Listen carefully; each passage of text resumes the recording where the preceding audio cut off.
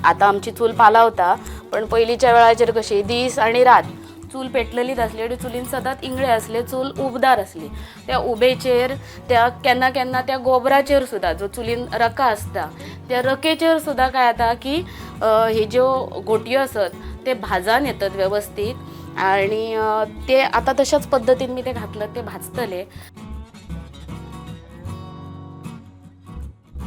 तर हे आमचे घोटयो भाजलत.